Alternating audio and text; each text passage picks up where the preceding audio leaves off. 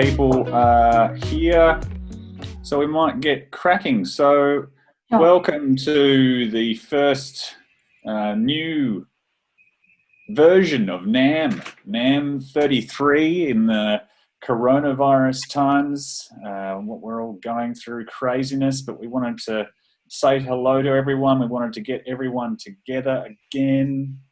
Yeah.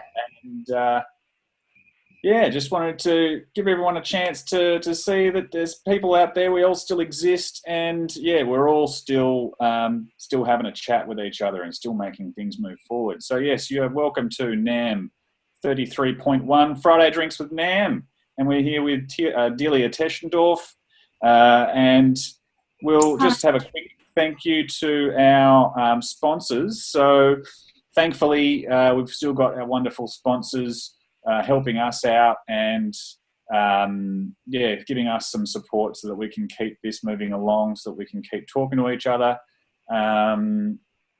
Kataba, if you wanted to go to the next slide. So our first major sponsor, of course, is MARTA. So they're doing an amazing job keeping the wheels turning for all of the people who are studying and all of the people who are teaching. They're doing an absolutely incredible job. I'm hearing amazing reports of students thriving actually through who are attending MARTA because they're able to concentrate at home. They're getting more sleep. So it seems like Monash is doing an absolutely incredible job helping facilitate all the students. We just need to try to make sure that they get some social outlet as well. So we'll see how they go and how we go, because we might actually try to help them with that later down the track. And some of our other two sponsors that we have who we're really thankful for are GoGet and Hames. So I've spoken to GoGet, and they are doing an incredible job trying to help everyone who doesn't have a car, who needs to get around. They're doing heaps more cleaning of their cars. They're also moving their cars around the city because I know that areas where there's massive pockets of coronavirus, especially the centre of Melbourne, those cars are being moved to better locations to help all of their members actually still be able to get into the cars, and they're letting everyone know to make sure that they're very respectful of the other drivers, so to clean themselves, clean the cars as much as they can while they're also cleaning the cars and disinfecting. And then I spoke to Hames, and they've just been doing everything they can to support all of the architects who are still working. All of their colour specialists are helping everyone out, and they're doing an absolutely incredible job trying to keep up with the demand for people who are still trying to specify paints around Australia. We're really thankful for their support, and they are doing everything that they can to support us who are trying to support our clients. So thank you so much to our sponsors. And next, I'd like to shout a big thank you to Delia for joining us tonight in our first NAM via Zoom. So tonight's special drink for Delia is the Espresso Martini. So I've created one myself. So this is the Daniel Moore Espresso Martini special. We get a filtered coffee, and then we pour that in the glass there, and then we get a shot of vodka, and we tip that in there. Bob's your uncle. So cheers, Delia, to Friday Drinks. Thank you for joining us. Cheers. Pleasure to be here. Thank you for inviting me. No worries. Oh, that is not as nice as a regular espresso martini, but I've gone for more of a classic martini tonight. So nice. A little cleaner. I'm using a Japanese gin called Roku, which is really lovely. It has some really beautiful things in it, but Japanese botanicals. It's very nice. Very nice, very nice, very floral. I'm imagining floral things. Florally, botanically things. Very, very lovely. So I guess the first thing we've got to say is coronavirus sucks. You're working from home. Big time. Yeah. And you're working from home and sort of going between your home and your sort of home office, or what are you doing? Yeah. So I basically renovated about 10 years ago and designed a house between two pavilions, and that included a home office separated from the main house by a low bridge. So it's Bridge House 1. Nice. And that was my home office for, about 6 years when I had small kids. And a couple of years ago, I moved to a studio in North Melbourne, which is lovely, in Queensland Street. As my assistants are working remotely, I am able to go into the office when I need to, and I do need to escape this space occasionally because I'm sitting in the home office at the moment, and I have a son doing VCE who's using this space, so I do need to, we're sort of sharing it. Yeah, and how's that going with the VCE and architecture practice in the same space? It's not always working well. So I do need to occasionally take myself back to the studio and give him some space. But it's like we were talking a bit before, it's that compartmentalization, isn't it? Where that's really hard to sort of deal with at the moment. Yeah, although, look, I think this house is being really tested at the moment in terms of how it's working with two kids in high school who need their own space. And my younger son needs a bit more supervision, so I'm finding my working day is a little bit more disjointed than it usually is, because I do need to stay home and make sure my younger son's set up. And actually this week's been pretty tough because he hasn't really been enjoying the homeschooling thing much. Some kids are really adjusting to it, but he's missing that classroom environment and the interaction. Whereas the VCE, my older son, he's operating more like a uni student now. He's really enjoying the independence. He's actually liking it and responding well. It seems like that's the go, isn't it, at the moment, where we've got... Well, there he is, it's him in his little corner office. Yeah. Yeah, it's been really interesting. I think as people have been talking about it, some people are really thriving during coronavirus, and then other people are really struggling with it. Seems like some people need to have that one-on-one connection with people, and then other people with their, they sort of need to isolate a little bit more and have that private working space. Some of those people are really doing well in that space. But it seems like, you've got your office, you've got your family that you're balancing, and then you've also got your PhD that you're doing at the same time. So how are you making that work? Well, look, I scaled my practice back when I started my PhD. So while I've always had a small practice, I'm not really interested in becoming a bigger practice.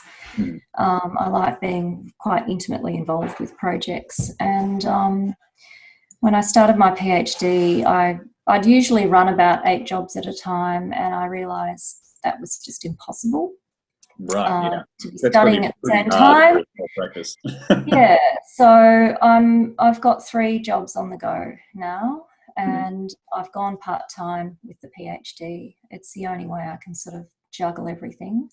Absolutely. I mean, just from this diagram alone, it looks like so many things that you've got to keep your mind active and concentrating on. So can you describe to us what is this thesis diagram, and what's it all about?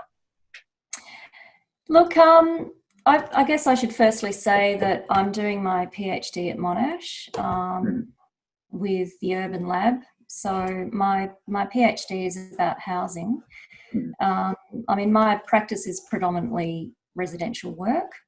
And the reason why I decided to go back to study was that I just felt I wanted to be more engaged with issues that I had real concerns about that were happening in Melbourne. And that's, primarily suburban sprawl and the way that we're dealing with urban growth and population growth.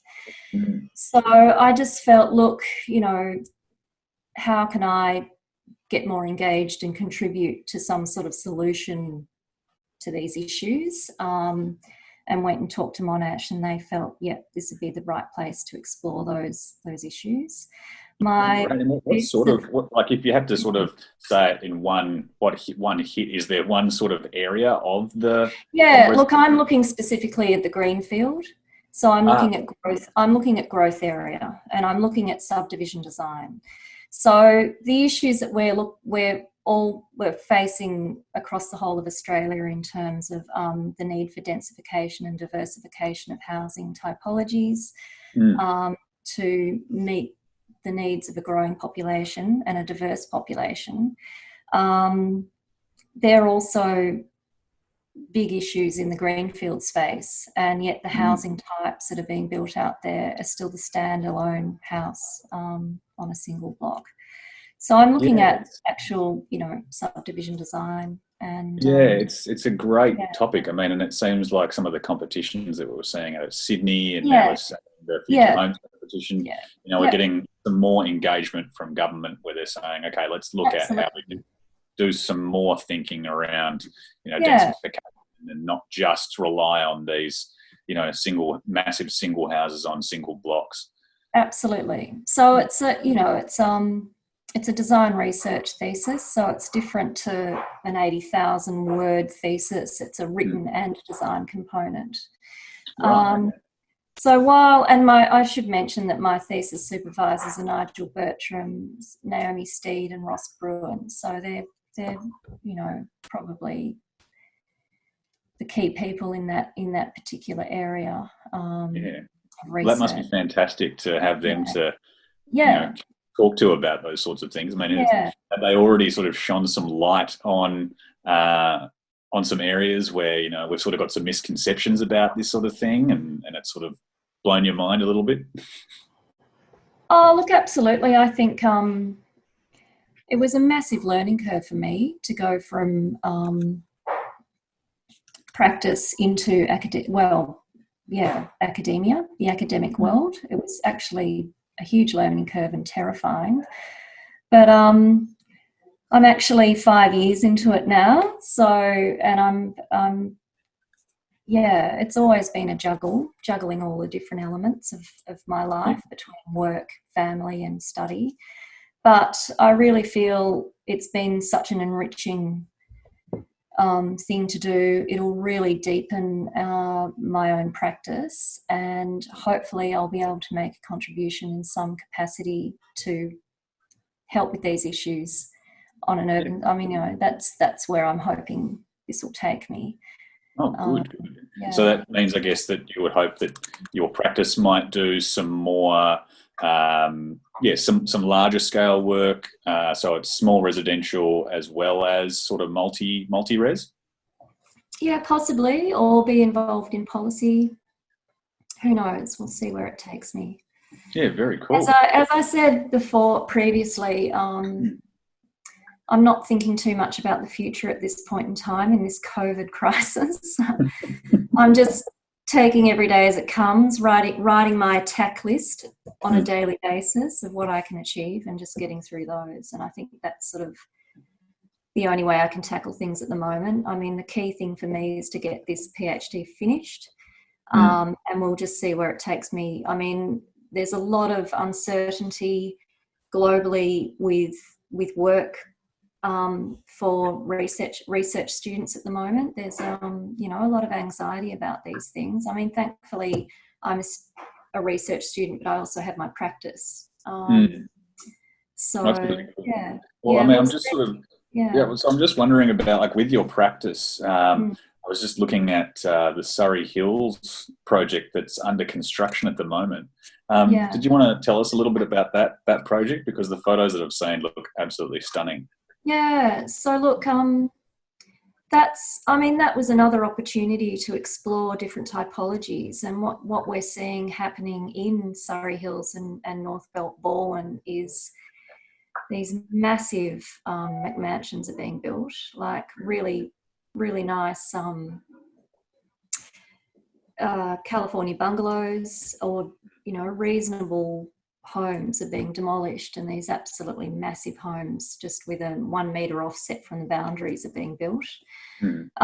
So I must say, and I've explored the sort of courtyard house typology with this home. It's and also exploring ideas of flexibility with this house also.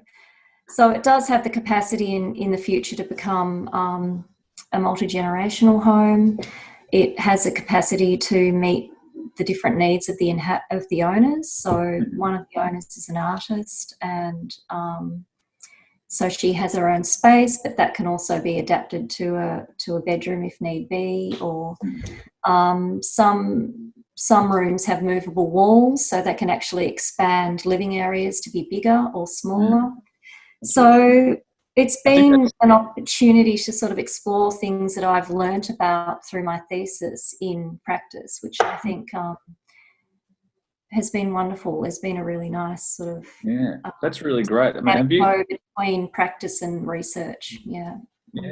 Well, I mean, is that something that you've found people are now a little bit more open to? Is the idea of, you know, the forever home and also a home that can change over time? Because I think I've some people. I've been seeing more clients sort of say the word or the term forever home, and I'm sort of going, I thought that was one of the terms only we used. So well, particularly with rent being so expensive these days, I think people are finding that their children aren't necessarily going to leave once they've finished high school, that they might be staying on throughout university as well.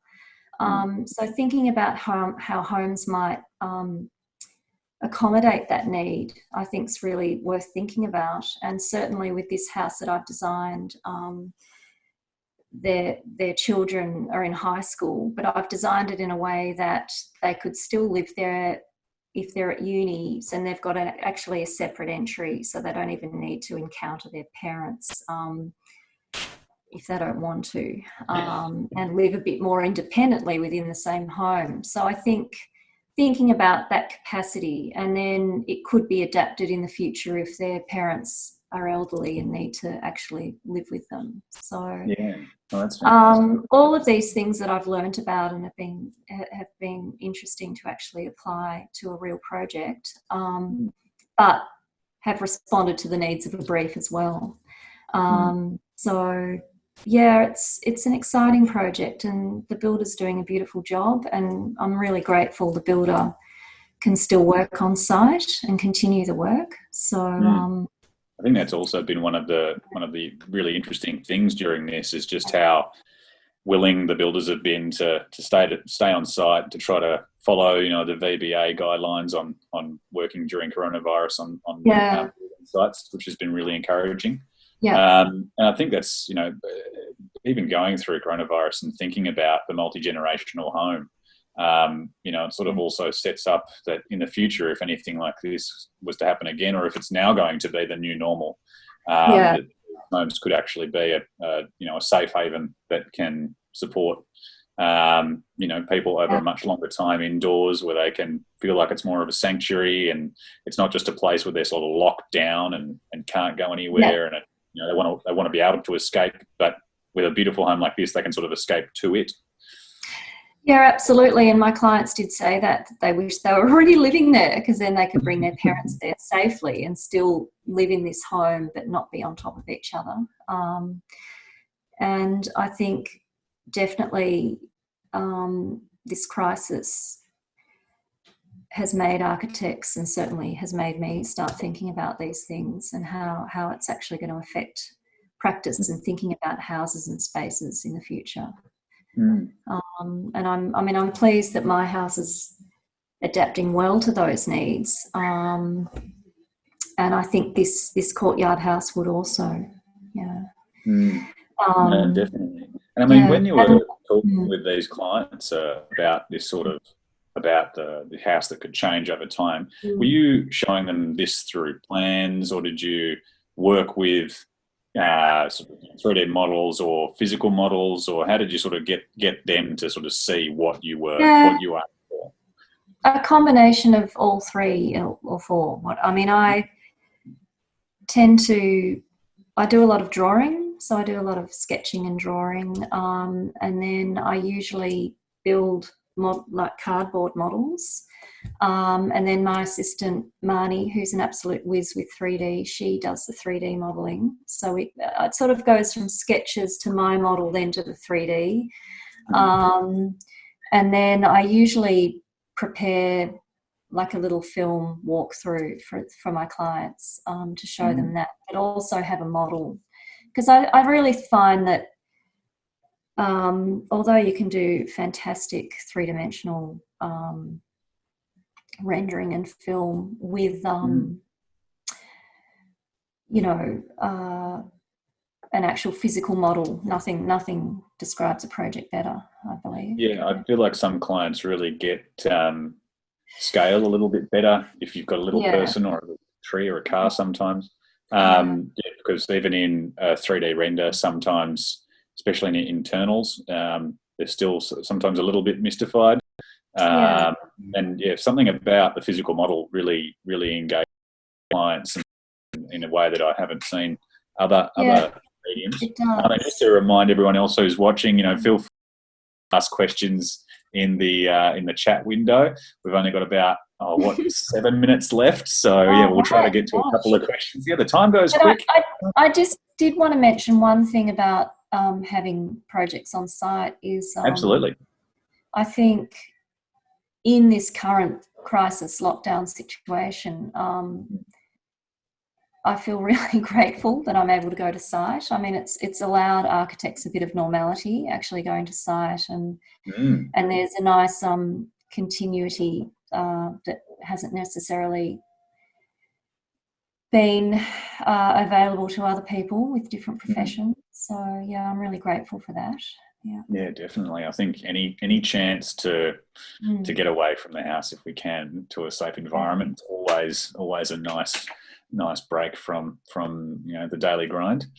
So Kataba's just shown us this this text here. What does this mean? What are we on about here? So did you want to talk about the other model or not? No. Okay. Let's talk about that project. Just if we can for a second. If you wanted to bring that back. I wanted to end on that quote, but okay. I included this image because I just wanted to show how with this current lockdown social isolation, I've actually been bringing work home and doing stuff at night, which has been quite enjoyable. So this is a new project in concept design called the Two-Part House. And again, it's exploring those ideas of how a home might subdivide. I mean, these aren't these are being explored by a lot of different people, but I'm trying to sort of think about how I could translate that for this particular house in Kensington for a young family, and how they might possibly be able to divide that house if they did want to, generate some income to try and pay for elements of it. Right. Okay. So is it sort of quite a few? So is it sort of a brand new house, but we've got light wells separating two separate portions of the house? Is that what we've got going on? Yeah. So that you could actually, and it's got, it does have two different entries from a laneway and a front street.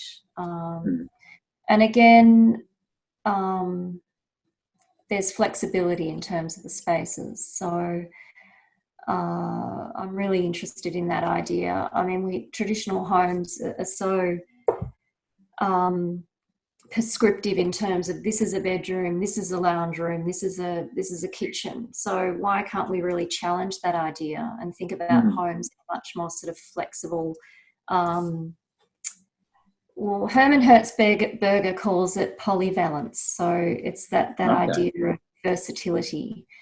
So I'm really interested in one of his houses that he designed in the 70s, which explores that idea of polyvalence, and it's basically the Diagon houses in Delft, and he's designed these homes which he's really trying to move away from actually labelling the function for the rooms so that the inhabitants can really adapt them however they wish to. And I think that's a really wonderful idea and quite quite apt for the sort of things that in housing that we're facing in our country and worldwide, I guess. Yeah. So. Absolutely. I think that's a really great idea, considering if you're designing a house that will be around for 50 or 100 years, who knows how people might live in it in the future. And, so there might not be a bedroom in the future. I think that's really important in terms of the longevity of your home, that, if it does get sold and new inhabitants moved in, that if they were to make changes to it, that wouldn't have to be such a huge expense, that adaptability is already there. And that's thinking about buildings and longevity in architecture in a very sort of environmental way as well, which I think is really important. Absolutely. To be designing for longevity, I think is very important. Yeah. Definitely. Well, let's go to that final slide, and if you wanted to have a chat about what does this final slide mean to you? Yeah. So this is from a book called The Legacy by David Suzuki.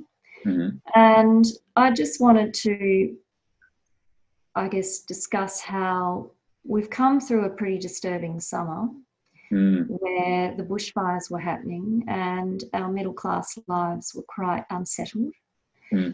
I do remember being on the beach where I'd usually just be very carefree and on my summer break, and the scene in front of me looked like something out of The Road, because the whole beach was shrouded in smoke. And I was really pleased that the Architects Declare movement started over that summer break.